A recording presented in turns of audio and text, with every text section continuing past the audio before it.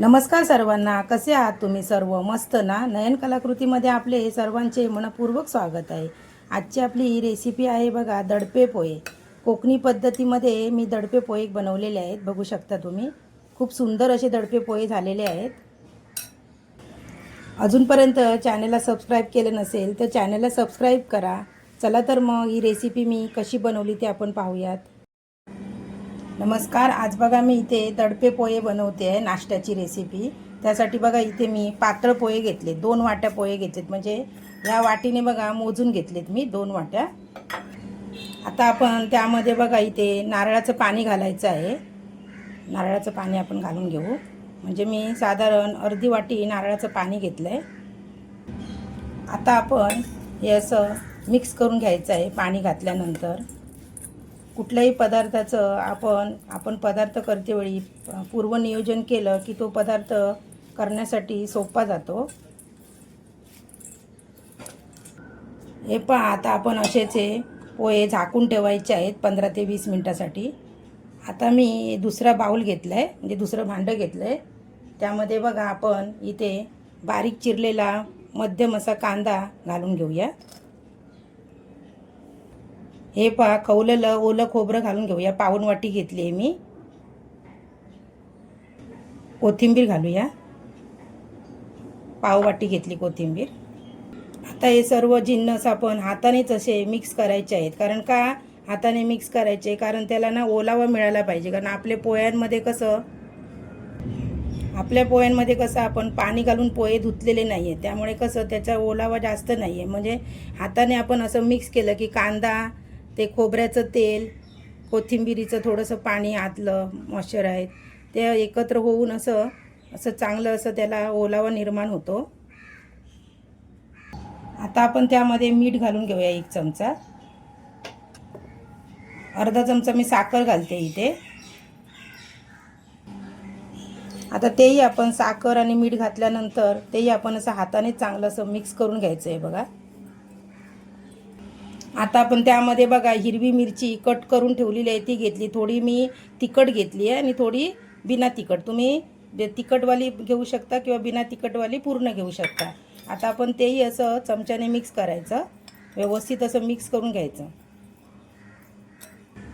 आता हे 15 मिनिटासाठी आपण झाकण मारून ठेवून द्यायचं.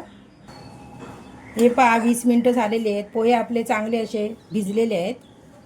हे पहा, झाकून ठेवलेलं त्याला पण 15 मिनिटं झाली आहेत. आता आपण त्यामध्ये बघा हे पोहे घालून घेऊया. हे पोहे असे चांगले असे मिक्स करून घ्यायचे. त्या मिश्रणामध्ये चांगलं असं मिक्स करून घ्यायचं, वरती खालती असं करून व्यवस्थित असं घ्यायचं. म्हणजे कसं चांगलं असं त्याला मुरतील हे पोहे त्याच्यात पण. आता आपण थोड्या वेळासाठी इथे झाकण लावायचं, कारण आपल्याला इथे बघा तडका पॅन ठेवला आहे मी गॅसवरती. आता त्यामध्ये मी तेल घालून घेते. तडका पॅनमध्ये गरम करून ठेवलं आहे.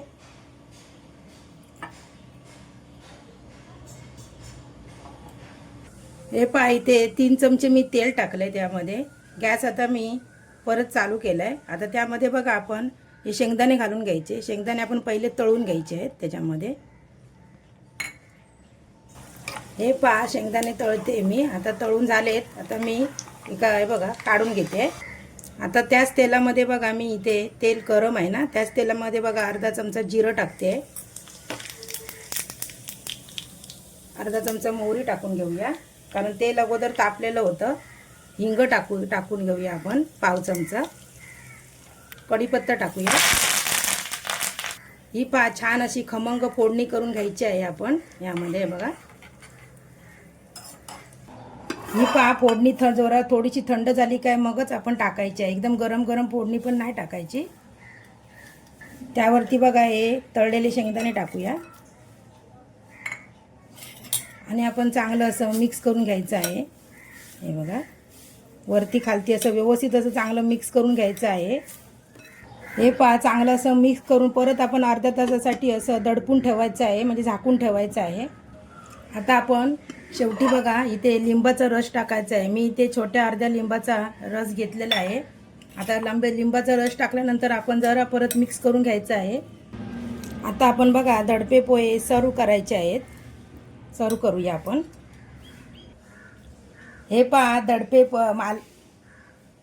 हे पहा कोकणी पद्धतीमधले दडपे पोहे ही रेसिपी आपली तयार झालेली आहे. व्हिडिओ आवडल्यास लाईक करा. अजूनपर्यंत चॅनलला सबस्क्राईब केलं नसेल तर चॅनलला सबस्क्राईब करा. व्हिडिओ संपूर्ण पाहिल्याबद्दल मनापासून धन्यवाद.